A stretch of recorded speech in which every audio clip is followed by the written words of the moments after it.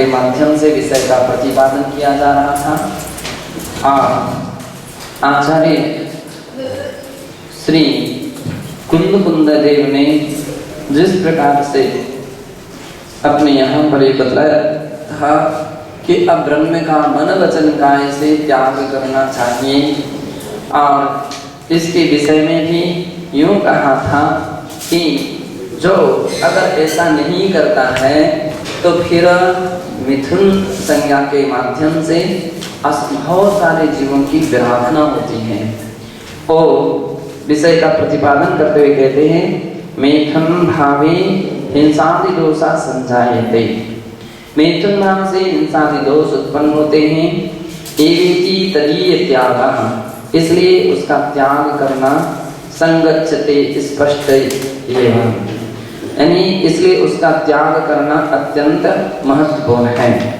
उत्तम से भगवती आराधना ग्रंथे, भगवती आराधना ग्रंथ की गाथा 916 में कहा है अवियवो जीवाणम मे गुण सेवाय होई बहु गाणम तिलनाली तत्ता सलाय वे सोए जोड़िए।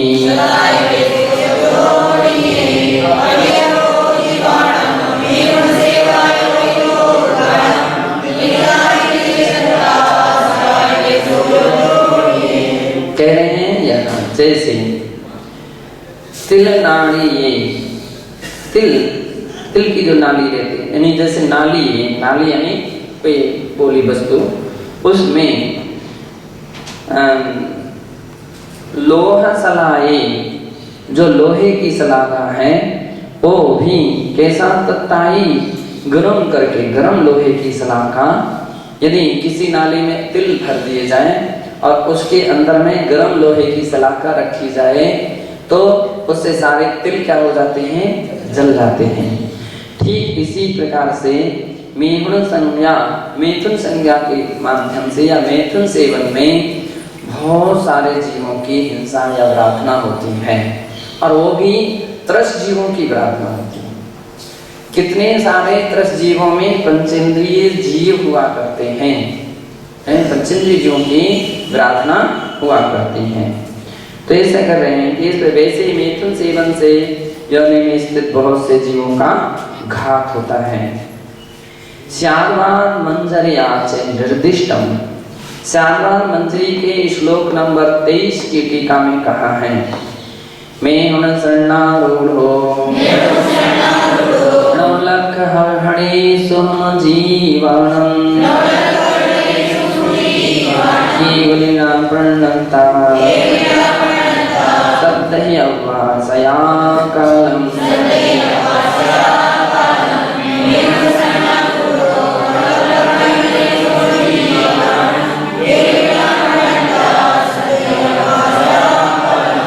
मैथुन शरणारूढ़ो, मैथुन संज्ञा में आरूढ़ जो व्यक्ति है उसके द्वारा सोहम जी 9 लाख सोहम जीवाणम हरेयी, एक बार के मैथुन करने से 9 लाख सूक्ष्म जीवों की हिंसा होती है, 9 लाख जीवों की विराधना होती है।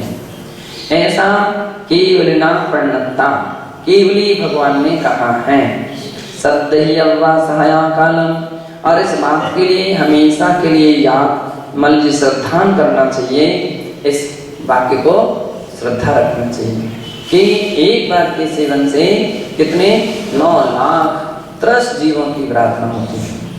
सूक्ष्म और तो जो उनके एक इंद्रिय जीवों की तो कोई गिनती ही नहीं है, त्रस जीवों की इस प्रकार की गणना की गई है।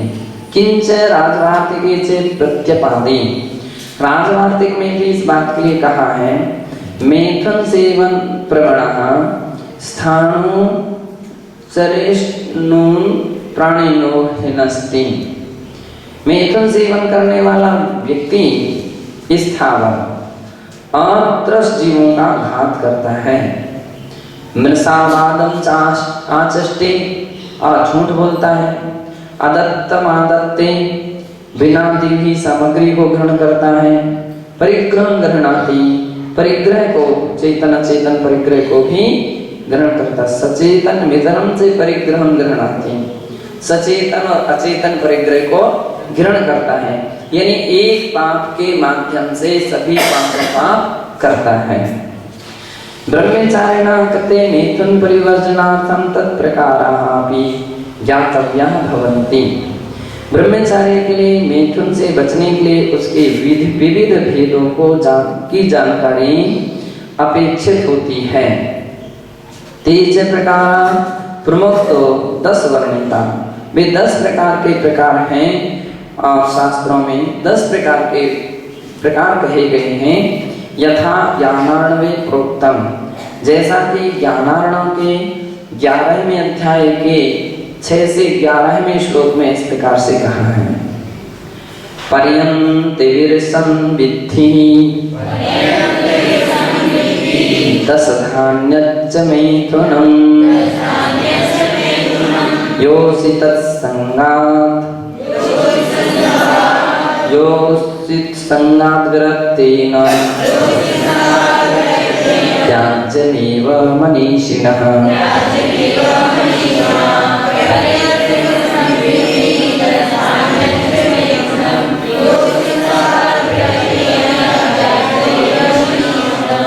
कहते हैं पर्यंत विरसंविद्धि 10 धान्यच्च मैथुनम, जो ब्रह्मचर्य के प्रतिकूल है ऐसा 10 प्रकार का मिथुन या मैथुन होता है। योषित संगात विरक्तेने, जो योषित यानी स्त्रियों से विरक्त होने के विरक्त मुनि जो मनीषी हैं उनके द्वारा, ऐसे मनीषिणा त्याज्यम एवं, मनीषियों के द्वारा त्याग होता है। अब 10 प्रकार का कौन कौन सा मिथुन है तो उसके विषय में कहते हैं। आद्यम शरीर संस्कारः, द्वितीयं वृष्य सेवनम्, तौर्यत्रिकं तृतीयं, तौर्यं त्रिकं तृतीयं स्यात्, संसर्गास्तुर्यमिष्यते।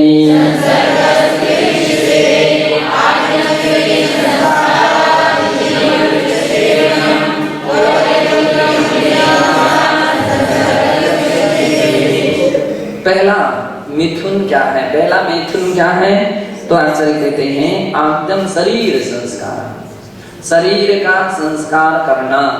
शरीर संस्कार यानी शरीर को सजाना, बालों को विभिन्न प्रकार से जो कुछ भी शरीर का श्रृंगार करना पहला मैथुन है।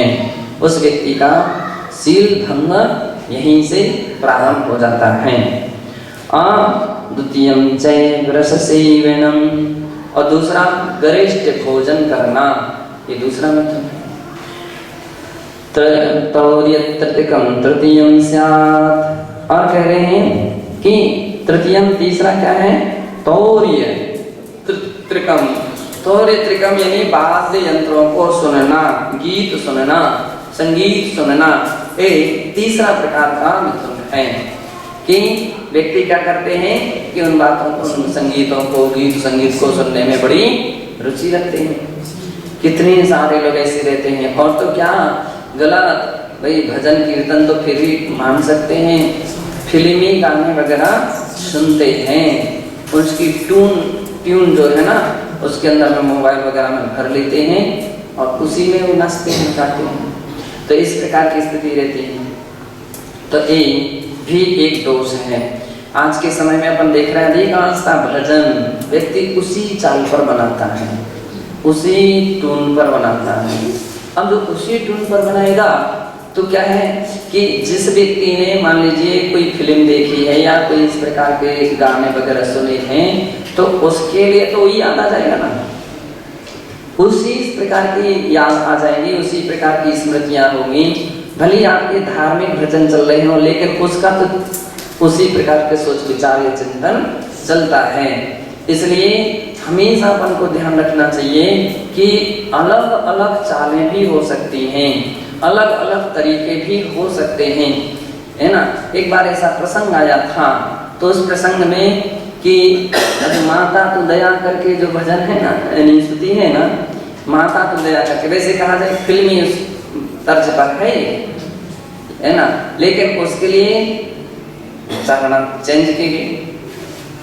माता तुम दया करके करे माँ से छोड़ा। और कैसी, मुझको तो ध्यान भी नहीं है कि दोनों कैसे हैं, लेकिन मान लीजिए तो थोड़ा दूसरी तरह से उसको उच्चारणा की जाती है। तो जैसे दूसरे किस्म से उच्चारण कर दिया, अब थोड़ा सा चेंजिंग, जहाँ से चेंजिंग हुआ अब व्यक्ति उसमें नहीं फंस सकता है, अब वो दूसरा प्रकार का उसको याद नहीं आ सकता है। तो ये तरीके होना चाहिए कि कोई भी उच्चारण करना है तो उसको उच्चारण को हम किस तरीके से करें, किस तरीके से करें। तो जो विचारशील होते हैं, जो चिंतनशील होते हैं, वे इस बात के लिए।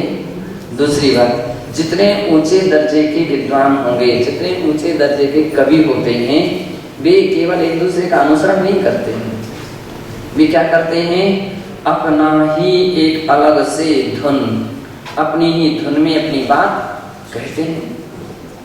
रविंद्र जो संगीतकार या गीतकार जो हुए, तो उनके विषय में बतलाते हैं कि उनका जो भी भजन रहा है वो कभी किसी से उन्होंने अनुसरण नहीं किया है। जो भी है भजन बोला वो अपना ही स्वतंत्र भजन रहा है, स्वतंत्र चल पर। यहाँ तक कि क्या, वो तो सभी कार्यों में, फिल्मी कार्यों में भी उन्होंने भजन गीत वगैरह बोले, तो भी वहाँ उसका अलग ही रहा है, किसी का अनुसरण नहीं किया उसने। उसकी विशेषता स्वयं की धुन बनाई, और स्वयं की धुन भी कितनी तरह से उन्हें प्रभावक धुन बनाई। अब आचार्य कहाँ मिलेंगे, कहीं देखने भी नहीं मिलेगी, इस प्रकार की सुनने में भी नहीं मिलती। ऐसी एक और विद्यासागर विमल सागर, बोलो बोलो, है ना, ऐसा तो एक भजन था, विमल सागर की जय बोलो, ऐसा एक भजन है ना। पुराना एक भजन था, महाराज की जयंती पर सबसे पहले उसने गाया था, है ना।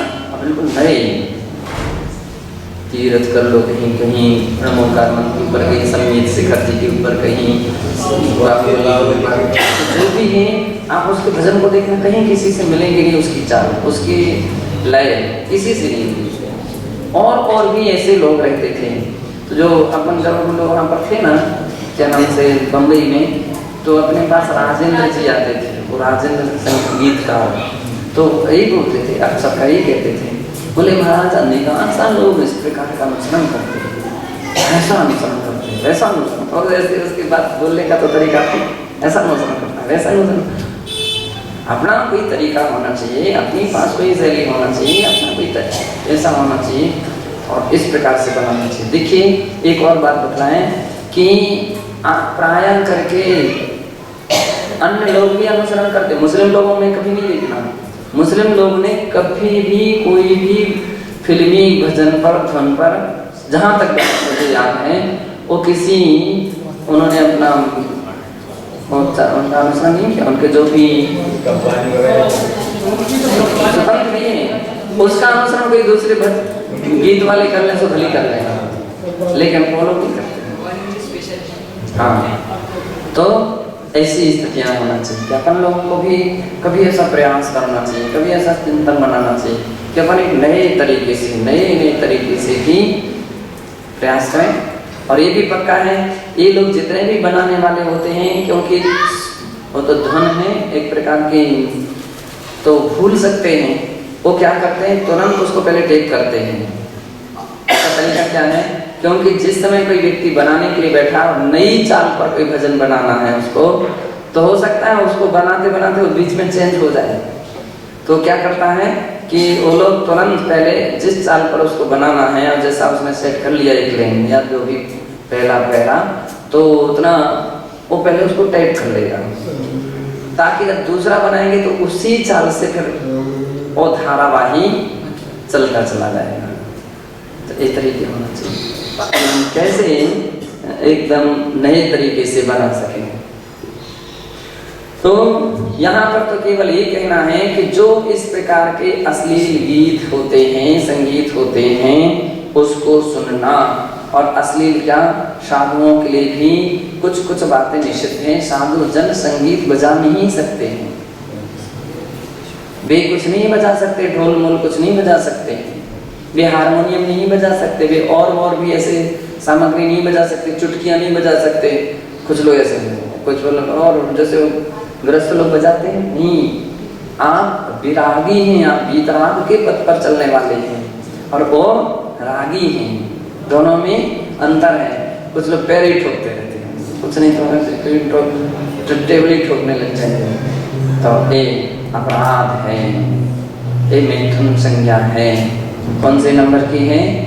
तीसरे नंबर की। यदि इस प्रकार की पद्धतियां आ जाती हैं तो समझ लीजिए हमारे सील में इस प्रकार का दोष उत्पन्न हो रहा है। आगे जाकर के संभवतः इसमें भी कहेंगे अन्य साधुओं के लिए तो पंचम स्वर से गाने के लिए भी निषेध कर दिया गया है ना। लेकिन अपन पंचम स्वर का तात्पर्य क्या लेकर के चलते हैं? असली जो गाने रहते हैं, जो उस ओर ले जाने वाली वस्तु है, वैसे गाने के लिए अपन निषिद्ध मानते हैं। धर्म कार्यों के लिए तो धार्मिक स्थिति बंधना के लिए फिर भी कोई दिक्कत नहीं है, तो फिल्म के आधार से नाच रहे हैं, ये चौथा दोष है। और तीसरा है, और क्या है चौथा, क्या चीज है? संसर्गस्थ संसर्ग, स्त्रियों का संसर्ग, स्त्रियों के साथ उठना बैठना, बात करना, हंसना, हंसी मजाक करना इत्यादि, उनके पास मान लीजिए जो कि उनके निवास पर रहना आदि आदि, ये सब संसर्ग कहलाता है। स्त्री संसर्ग पुरुष की अपेक्षा से, और स्त्रियों की अपेक्षा से पुरुष संसर्ग, ये दोनों निषिद्ध हैं कि उनको इस प्रकार की मर्यादा रखना चाहिए, मर्यादा बनाना चाहिए। अपने यहाँ कितनी सारी एक दिशा में मर्यादाएं बनाई जाती हैं। कोई गृहस्थ वगैरह अगर साधुओं के बीच में कोई स्त्रियाँ वगैरह तो नहीं, अपन अपनी सीमा में नहीं आने देते हैं। फिर रास्ते में कहीं विहार करते समय कहीं शाम हो गई, कहीं कुछ भी हो गया, तो अपन क्या करते हैं, अपनी सीमा से थोड़ा हट करके बैठिए, लेटिए, या तो ओट लगा दीजिए कुछ, है ना।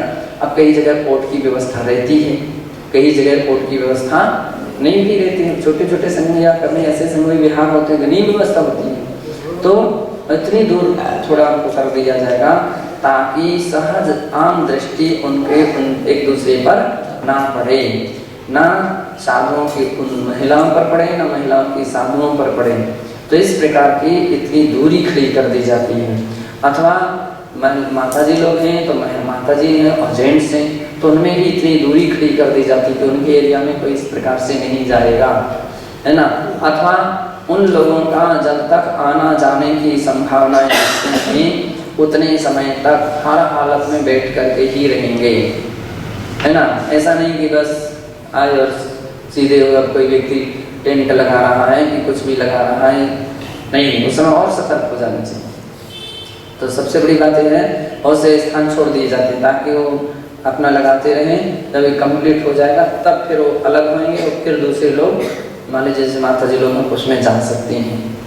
महाराजों का एक बार फिर भी मान सकते हैं, जेंट्स हैं, लेकिन फिर भी उनके समय में जहाँ तक बने लेटना नहीं चाहिए, है। उनके आने जाने का जो कार्य करने का काम करने का समय रहता है, उस मौके पर अपन को विश्राम नहीं लेना चाहिए। तो ये संसर्ग का त्याग है। अपन लोग क्या कहें? संसर्ग त्याग है। तो ऐसे स्थान पर, ऐसे जगह पर मर्यादा इतनी दूर तो बैठे नहीं, आम दृष्टि से ओझल होना ही पड़ेगा, आम दृष्टि से ओझल रखना ही चाहिए। क्योंकि बहुत कुछ लोग ऐसे रहते हैं, अच्छी किस्म के भी रहते हैं और बहुत कुछ लोग अच्छी किस्म के नहीं रहते हैं। और जो अच्छी किस्म के नहीं रहते हैं तो अब उनके तो तरीका, उनका कुछ भी दृष्टिकोण हो सकता, कुछ भी है ना, किसी निमित्त से, इस निमित्त से, उस निमित्त से वो राउंड लगाते रहते हैं। कमंडल में पानी भरने की व्यवस्था या जो भी कभी ऐसे प्रसंग आते हैं पहले भर करके रखिए। जो थोड़े ढीले किस्म के लोग होते हैं वे जान करके रात्रि करने का प्रयास करते हैं, और ऐसे प्रसंगों पर फिर क्या करते हैं कि वो मान लीजिए वो लेट करेंगे, अब वो समय दो स्थितियाँ खड़ी हो सकती हैं। तो अपन को चाहिए कि नहीं, ये सब पहले होना चाहिए।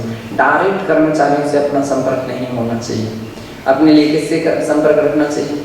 अपना संपर्क डायरेक्ट मुख्य व्यक्ति से होना चाहिए, कर्मचारियों से नहीं होना चाहिए। कर्मचारियों से बात करना शुरू हो गई तो कर्मचारी तो आपको भी कर्मचारी समझ लेगा, उसी कोटि का मान लेगा, है ना।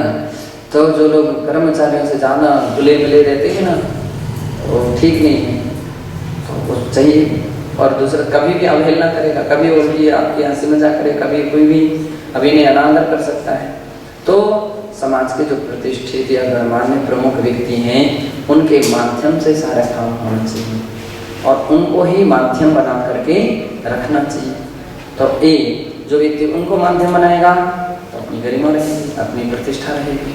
तो कम से कम इतना तो विशेष ध्यान रखना चाहिए कि जैसे माता जी लोग हैं, उनको जेंट्सों से और जेंट्स कर्मचारियों से तो बहुत कम, है ना, कि काम कराते हैं, कमरे में बैठे हैं, कमरे बिल्कुल बाहर वो काम नहीं हो सकता है। किसी भी काम कराना हो, कोई कर्मचारी के कमरे में घुसे, उसी में माता जी नहीं, माता जी हो सकती हैं, गृहस्थ महिलाएं हो सकती हैं और भी हो सकती हैं, लेकिन कर्मचारी जिस समय काम करेगा तो अपन दरवाजे पर बाहर खड़े होंगे, ये तरीका होता है। तो इस तरीकों को हमेशा याद रखना चाहिए। इस संसर्ग जो रहता है, संसर्ग अपने यहाँ निषिद्ध माना गया है। यद्यपि हो सकता है किसी के भाव गलत नहीं है, दृष्टिकोण गलत नहीं है, कुछ भी, लेकिन फिर भी मर्यादा तो मर्यादा है ना, तो ये मर्यादाओं का ध्यान रखना चाहिए। और योषित विषय संकल्पः पंचमं परिकीर्तितं तदंगवीक्षणं षष्ठं सत्कारः सप्तमं मतम्।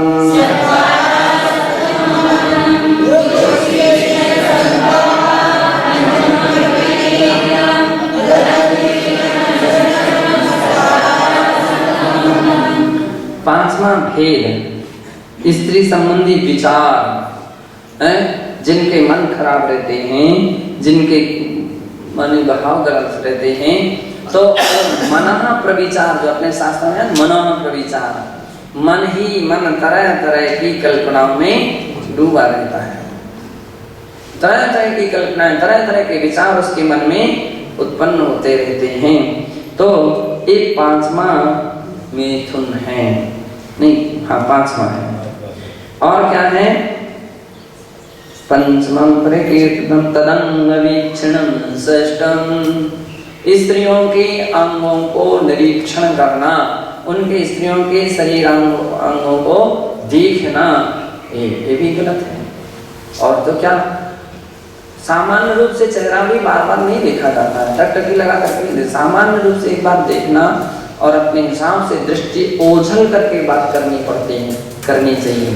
तो अगर ऐसा नहीं किया जाता है तो इस प्रकार का एक दोष है। सत्कारः सप्तमं मतम्, और सातवां अब्रह्म क्या है? तो उनका सत्कार करना, उनको देख करके प्रसन्न होना, उनको देख करके आनंदित होना, उनको बुलाने का प्रयत्न करना, या और भी उनको तरीके से किस प्रकार से सत्कार करना। तो इस प्रकार की जो पद्धतियां हैं, ये भी एक मिथुन है। पूर्वानुभूत संभोग मरणं स्यात् तदष्टमं, नवमं भाविनी चिंता, दशमं बस्ति मोक्षणम्।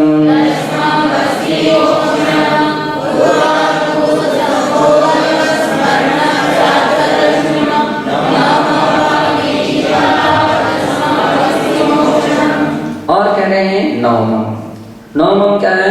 पूर्वानुभूत संभोग, आठवां पूर्वानुभोग संभोग स्मरणम स्यात् अष्टमम, पूर्व रति का स्मरण करना, पूर्व भोगों का स्मरण करना, पूर्व क्रीड़ाओं का स्मरण करना, याद करना, ये आठवां मिथुन माना गया है। अगर ऐसा हो रहा है तो समझ लीजिए आप 8वें स्थान पर पहुंच रहे हो, हैं?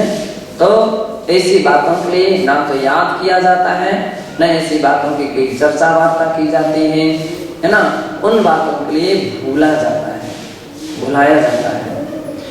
इस प्रकार से ये 8वां है, नवम भाविनी चिंता, और 9वीं भाविनी चिंता। तो पूर्व का स्मरण करना ये 8वां, और भविष्य काल का स्मरण करना ये 9वीं मिथुन है, 9वीं प्रकार का मिथुन है कि भावी योजना बनाना। तथा 10मं बस्ती मोक्षणम, 10वां क्या है?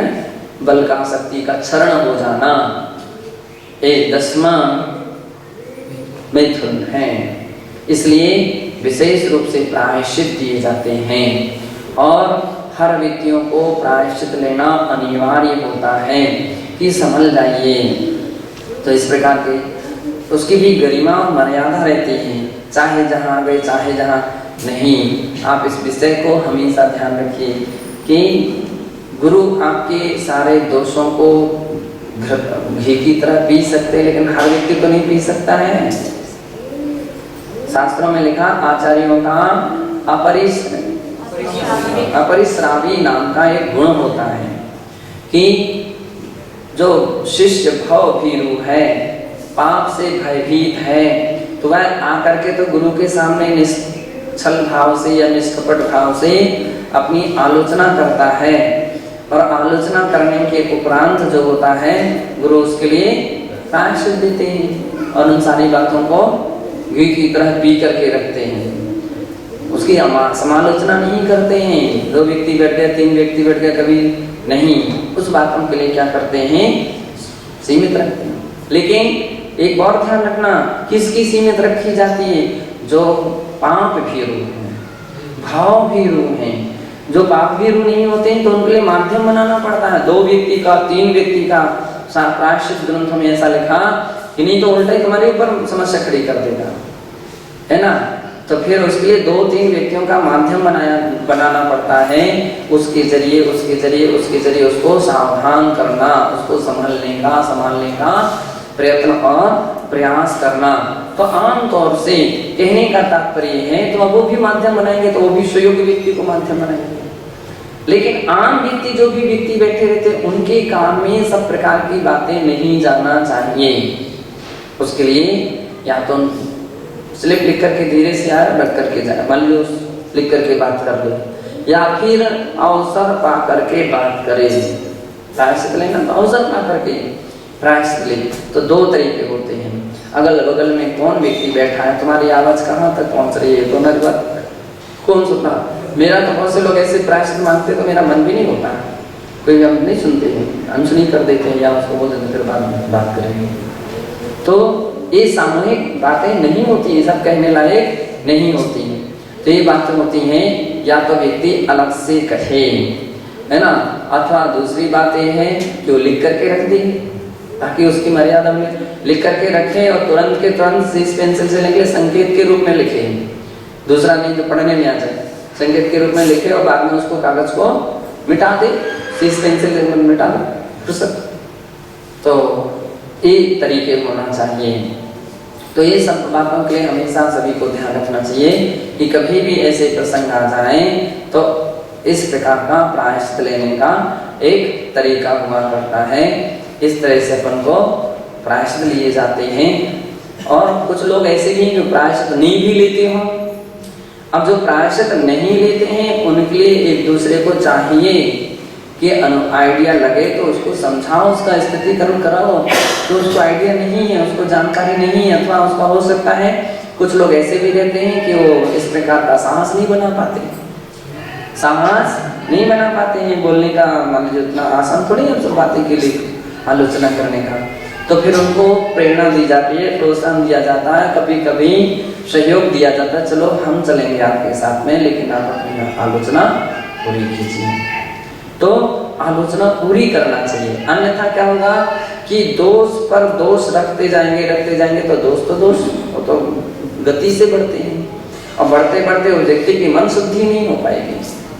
तो हमेशा इस बात के लिए रहना चाहिए कि इन सारी बातों के विषय में आलोचना करना चाहिए, उसका प्रायश्चित लेना चाहिए। जो लोग प्रायश्चित नहीं लेते हैं, जो लोग आलोचना नहीं करते हैं, उनके पापों का प्रक्षालन कैसे होगा? मतलब कैसे होगा? अपने आप तो नहीं हो सकता है, सहजता ही तो नहीं हो सकता है। तो उसके लिए आलोचना और प्रायश्चित किए जाते हैं। आलोचना में सारी बातें, कुछ ऐसे दोष होते हैं जो सामान्य दोष माने जाते हैं, कुछ ऐसे दोष होते हैं जो विशेष दोष माने जाते हैं।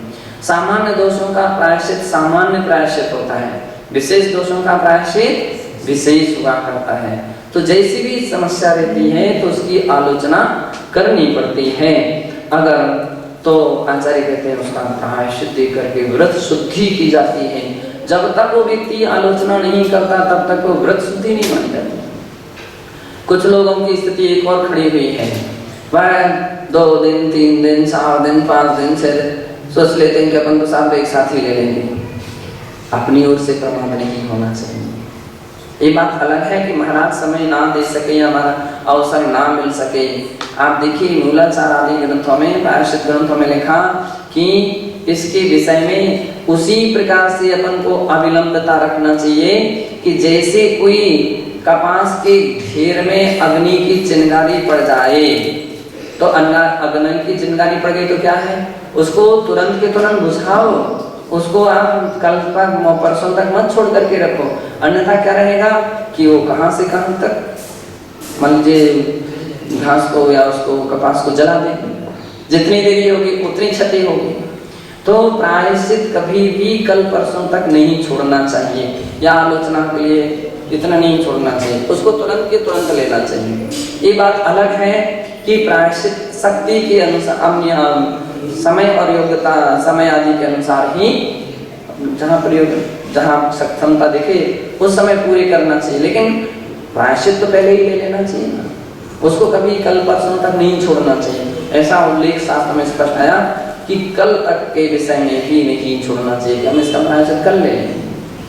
तो ये अभी बात ये कितना है, गुरु हैं, गुरु तो कई बार और तो अपनी साधना अपनी से कौन सा समय निकालते हैं, वो हो सकता है 2 दिन में दें, 3 दिन में दें, 8 दिन में दें, 15 दिन में दें, है ना।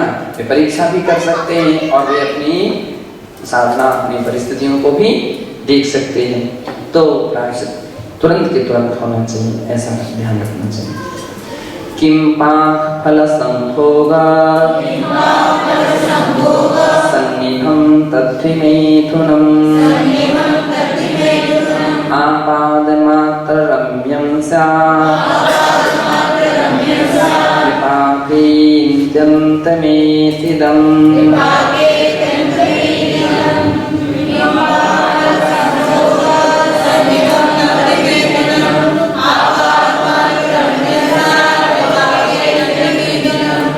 आचार्य महाराज कह रहे हैं कि मैथुन कैसा है, किम पाक फलम संभोग सन्निधि तद्धि मैथुनम। मैथुन किम पाक फल के जैसा है जो कि भोगते समय तो आपाद मात्र रम्यम, उस समय में तो बहुत अच्छा दिखता है, उस समय रम्य नहीं महसूस होता है, किंतु परिपाके, किंतु उसका जो परिपाक आता है विपाके अत्यंत मीदितम, लेकिन विपाक के समय वो भयंकर पीड़ादायक हुआ करता है, कष्टदायक हुआ करता है। विरज्य काम भोगेषु ये ब्रह्म समुपासते एते 10 महादोषा ते त्याज्या भाव शुद्धै।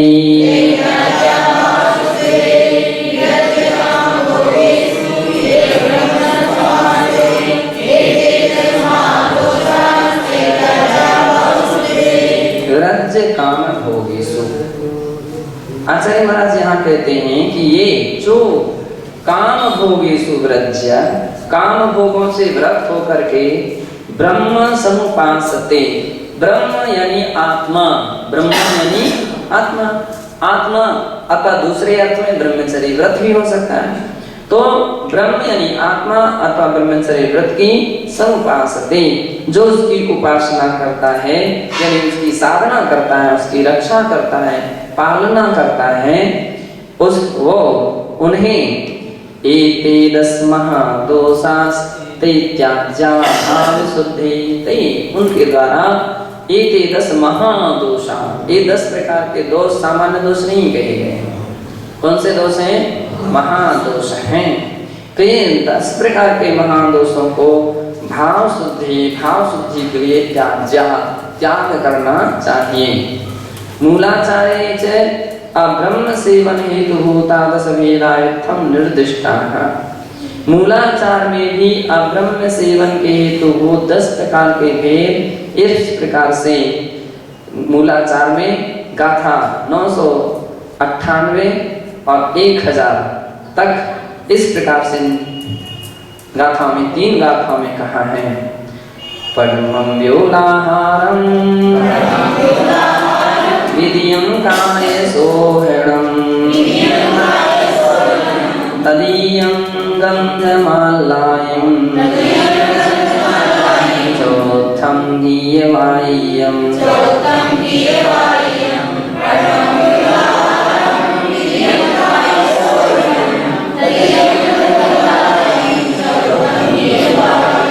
थोड़े बहुत से अंतर के मंजिल अंतर देखते हुए एक दृष्टि से देखा जाए जितने भी कहे गए हैं वो लगभग समान हैं। तो विपुलाहार ये निश्चित है। यूं कहा जाता है कि ब्रह्मचारियों के लिए पेट भर करके भोजन नहीं करना चाहिए, पेट भर करके भोजन नहीं करना चाहिए। शास्त्रों में लिखा कितना भोजन करना चाहिए? आधा पेट भोजन होना चाहिए। कैसा? आधा पेट, और 1/4 हिस्सा पेय पानी आदि से भरना चाहिए, और 1/4 हिस्सा खाली रखना चाहिए। ये शास्त्रीय पद्धतियां हैं, आगम की विधि है कि इस प्रकार से साधनों का आहार हुआ करता है। जो इस प्रकार से नहीं करता है तो उसके लिए 4 प्रकार के 46 दोषों का टाल नहीं हो सकता, ऐसा समिति से ही नहीं हो सकती। वहां पर कौन सा दोष माना गया? प्रमाण दोष। कौन सा दोष? प्रमाण। 4 प्रकार, अंगार दोष, गुण दोष, संयोजना दोष और प्रमाण दोष। तो प्रमाण दोष, ये प्रमाण दोष माना गया, जिसका अतिरेक करता है, इसका ध्यान नहीं रखता है ना। और ऐसा तो एक ऐसा समिति से भी दोष लग गया, और दूसरा शील व्रत में भी दोष लग रहा है। ये अति भोजन कर रहा है, पेट से अधिक भोजन कर रहा है, तो उसके विषय में भी एक प्रकार का दोष लग रहा है। पद्मं व्यूला, विपुल आहार करना ऐसा। और विधियं कायशोधनम, और दूसरा कायशोधनम, शरीर का शोध यानी सजावट, श्रृंगार आदि करना, ये दूसरा दोष माना गया है। तदीयं गंधमालायं, और तीसरा दोष क्या है? गंधमालाई, गंध यानी सुगंधित ऐसी सामग्री का उपयोग करना, और माला आदि का श्रृंगार करना। ये 2 बातें अलग अलग हैं। तो गंध सुगंधित, अब सुगंधित क्या क्या सामग्री हो सकती है? सुगंधित तेल भी हो सकता है, सुगंधित और भी सामग्रियां हो सकती हैं। तो ऐसी सुगंधित सामग्रियों का प्रयोग करना, सुगंधित सामग्री का उपयोग करना एक शील व्रत में निषिद्ध है। दूसरी बातें हैं माला, माला आदि धारण करना।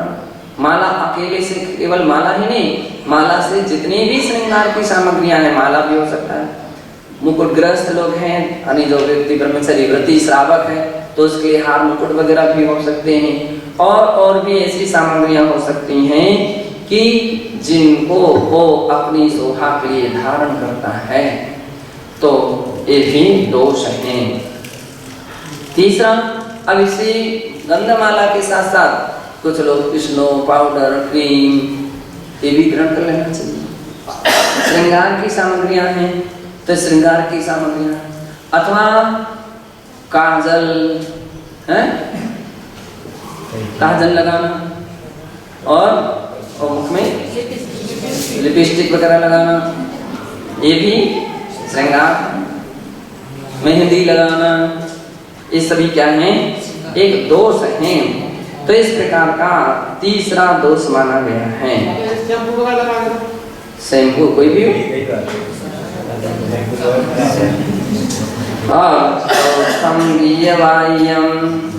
चौथा दोष क्या है? गीत वादित्र। गीत वादित्र का सुनना अथवा बजाना, ये दोष माना गया। तय शयन शोधनम पिय, तय शोधनम पिय, इत्थि संसर्गम पि अर्थ संग्रहणम, कोवरदि स्मरणमिन्द्रिय, विषयादि प्रणितरस सेवा।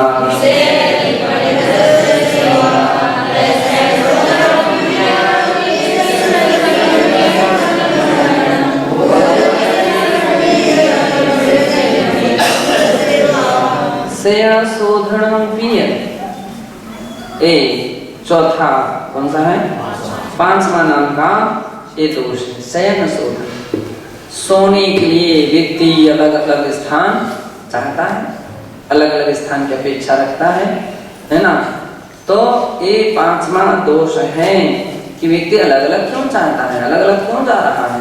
क्या कौन सी साधना कर रहे हैं, आपकी अध्ययन चल रहा है, कोई ध्यान चल रहा है, कौन सी विशेष साधना चल रही है, तो कुछ नहीं।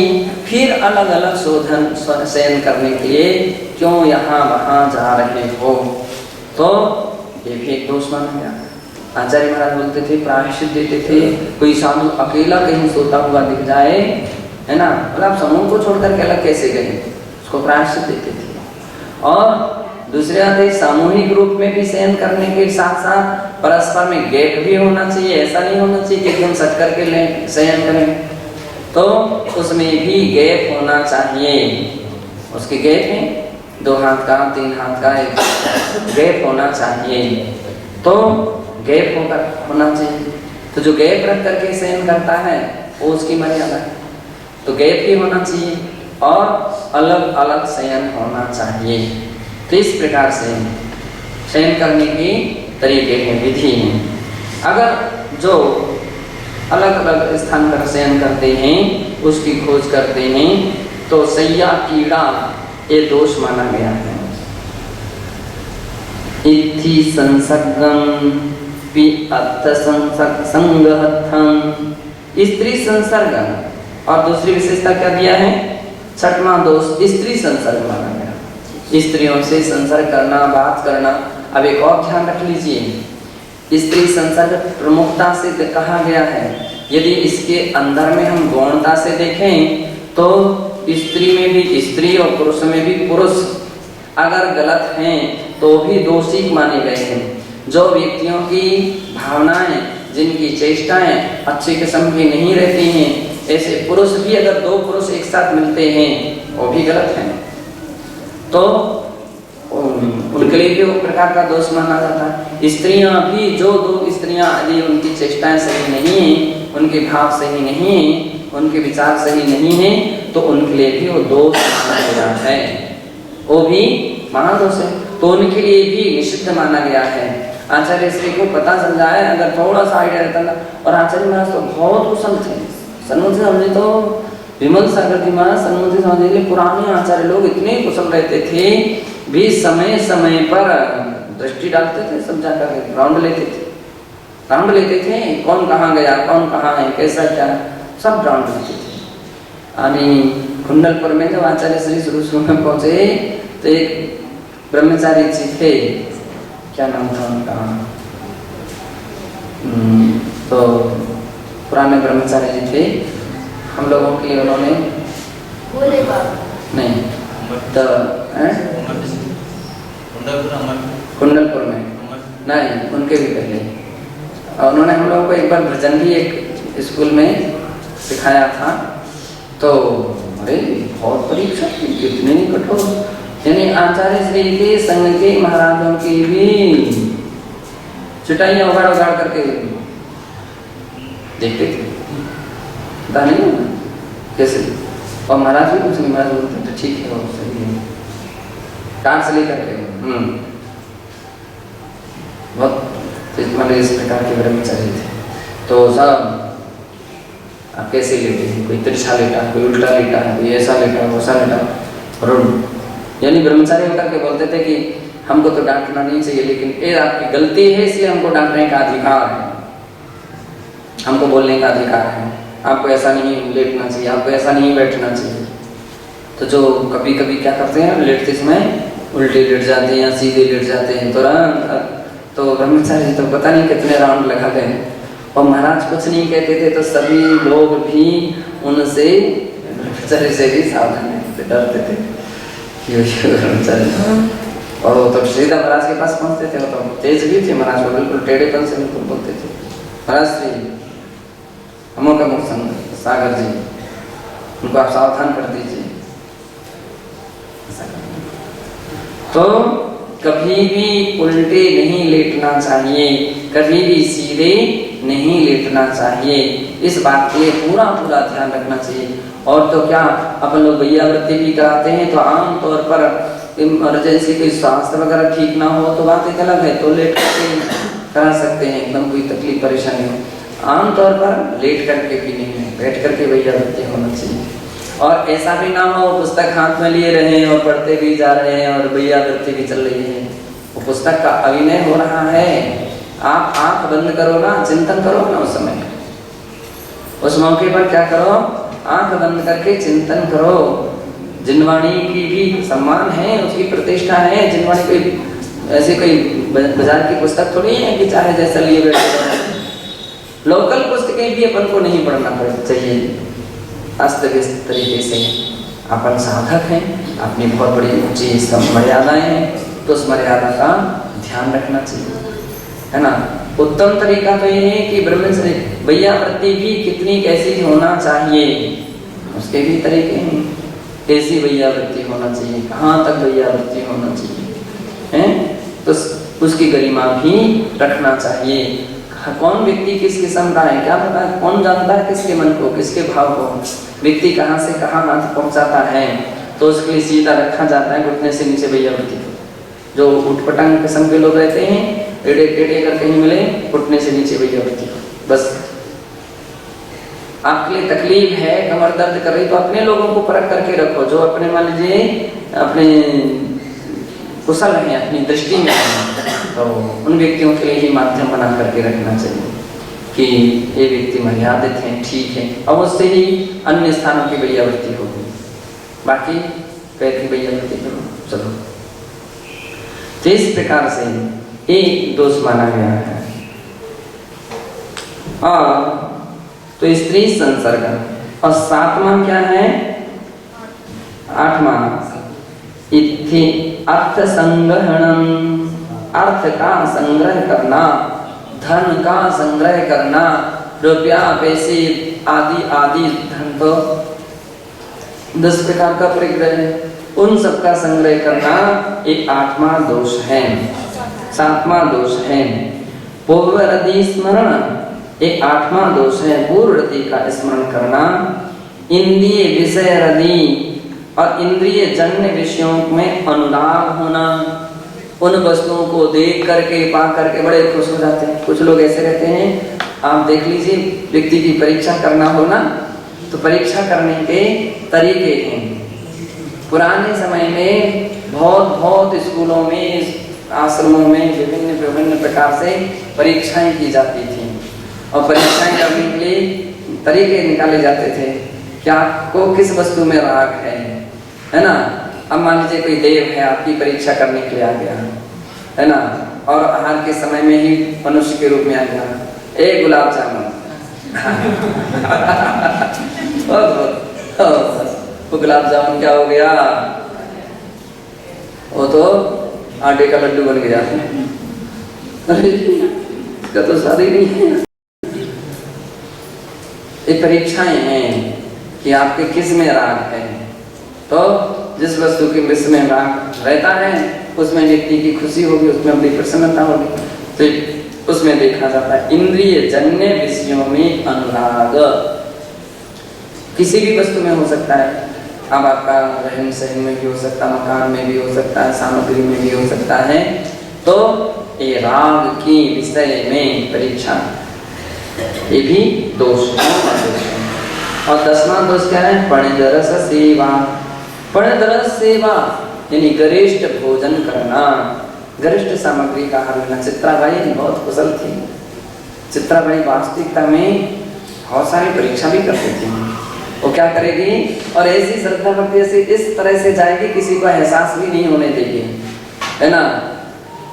कोई भी सामग्री लेकर के काजू ऐसे मुट्ठी भर करके ले जाएगी, हाँ अरे महाराज अब बहुत दिन से आप कर ले तो हाथ दिए नहीं, तो मन शुद्धि वचन शुद्धि काय शुद्धि हाथ। और जिसने हाथ खोल दिए सो क्या करेगी, एक हाथ दो पटके की रख करके आगे बढ़ जाएगी, है ना। या देगी नहीं, या यहाँ वहाँ देगी। जिसने हाथ खोलेगा सहसा हाथ खोले तो कभी यहाँ देखने लगे, कहीं वहाँ देखने लग जाएगी, कोई बात करेंगे, हाँ क्या बोलते हो, और फिर खिसक जाएगी। तो इतनी परीक्षा मतलब चित्राबाई भी थी। और यहाँ पर कुंभोज बाहुबली में वो जो कौन सी बाई थी, गजाबेई, मतलब ये तो प्रमुख है। और भी विजेताई का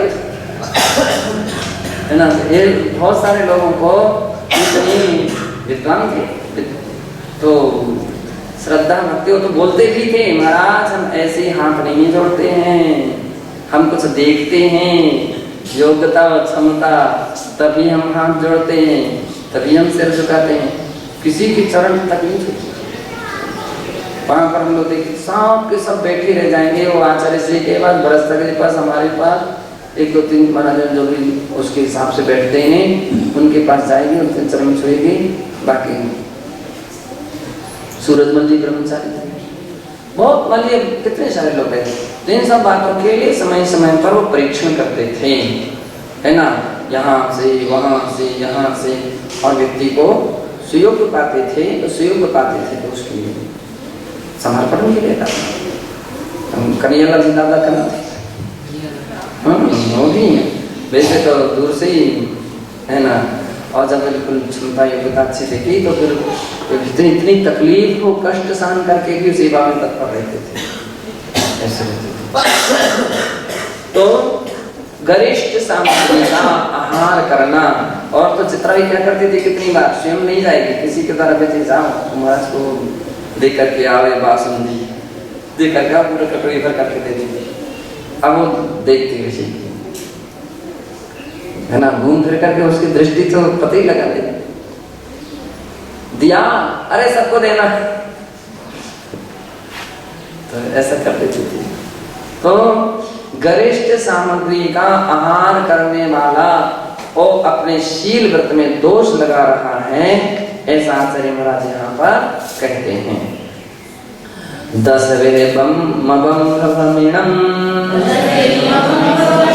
संसार महादुहाण मावाहन परिहरि जो महपाप सोदृढ़ ब्रह्मवदो बोधि।